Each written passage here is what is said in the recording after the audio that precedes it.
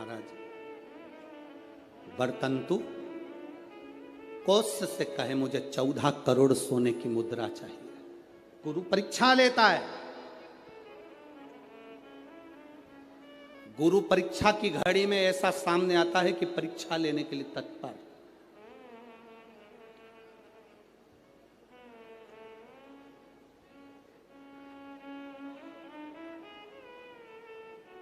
ली परीक्षा, 14 करोड़ सोने की मुद्रा। कौत्स गया तुरंत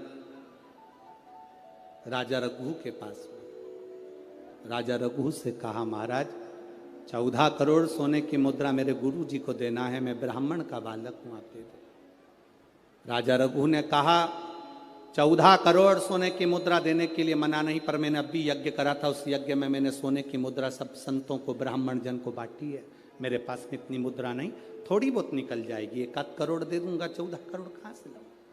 राजा रघु ने कहा पर ब्राह्मण मेरे दरवाजे से खाली ना जाए, रुकिए मैं इंद्र पर आक्रमण करता हूं। गुरु गुरु है, इंद्र पर आक्रमण करता हूं। राजा रघु ने इंद्र पर सेना तैयार कर आक्रमण करना प्रारंभ करा। इंद्र का सिंहासन डोलने लगा। इंद्र दौड़ते दौड़ते भगवान ब्रह्मदेव के पास में गए। राजा रघु इंद्र पर आक्रमण कर रहे हैं, इंद्र लोक पर आ रहे हैं, क्या करा जाए। एक बच्चे को 14 करोड़ सोने की मुद्रा चाहिए, गुरु ने मांगी है इसीलिए लेकर जा रहा है। उसको 14 करोड़ स्वर्ण मुद्रा, हाँ 14 करोड़, हाँ क्या करें। इंद्र से कहा राजा रघु यहां पर आए स्वर्ण मुद्रा लेने के लिए, आप कुबेर को बुलाओ और कुबेर से कहो कि तू जाकर 14 करोड़ सोने की मुद्रा दे दे। कुबेर को बुलाया।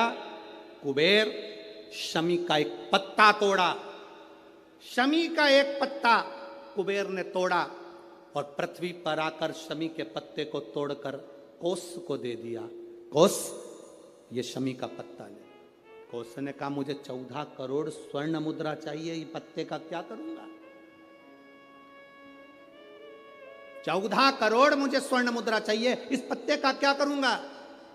तब कुबेर ने जो पत्ता दिया और कोस से कहा कि यह बर्तन तू महर्षि को ले जाकर दे देना, वह महर्षि समझ जाएंगे इस पत्ते में क्या है। बर्तन तू महर्षि के पास में एक शमी का पत्ता ले जाकर कोस ने दिया।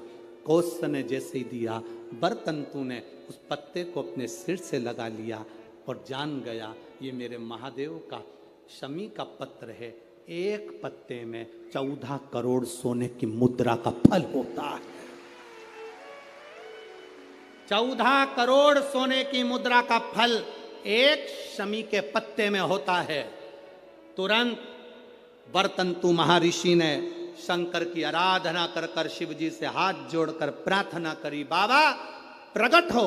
देवादिदेव महादेव प्रकट होकर कहते हैं बर्तंतु मांगो तुम्हें क्या चाहिए। बर्तंतु कहते हैं बाबा शरदीय नवरात्रि पूर्ण होने पर जो विजयदशमी आए, उस दशमी के दिन जो एक शमी का पत्र भूलवश भी महादेव को समर्पित कर दे, उसकी जिंदगी में कभी संपदा की कमी ना आए।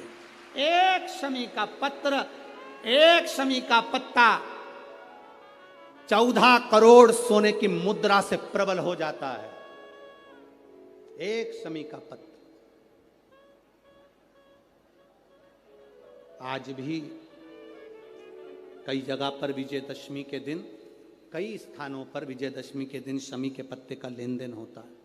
शमी के यहाँ होता है कि नहीं होता हमको स्मरण नहीं है, महाराष्ट्र में तो, पर कई जगह पर होता है। यहाँ पर भी शमी का जो पत्र होता है विजयदशमी के दिन लोग देकर उसको प्रणाम करते हैं, माता पिता को नमन करते हैं। क्यों? आप अपने बच्चे हो ना, आपसे पूछेंगे, आपकी औलाद आपसे पूछेगी, आपके आने वाली पीढ़ी आपसे पूछेगी, माँ ये कौन सा नाटक बना कर रखा है तुम लोगों ने।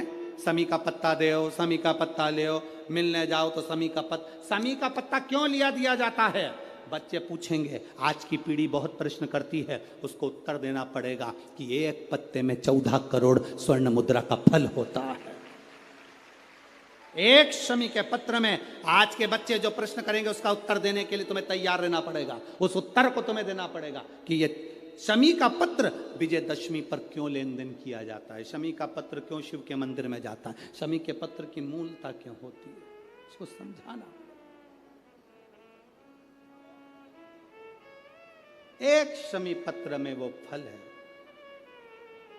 और केवल यही नहीं, शमी के वृक्ष के नीचे, बेलपत्री के वृक्ष के नीचे अगर भूल से भी बच्चा, बूढ़ा, कोई व्यक्ति एक पार्थिव शिवलिंग का निर्माण कर लेता है, भूलवश भी उस पे जल समर्पित कर देता है, भूलवश भी उसके भाव से पुष्प या शमी पत्र या बेलपत्र भी चढ़ा देता है, तो वो इस संसार में कहीं ना कहीं सुख भोगता ही है, उसके जीवन में दुख नहीं। शमी पत्र की मूलता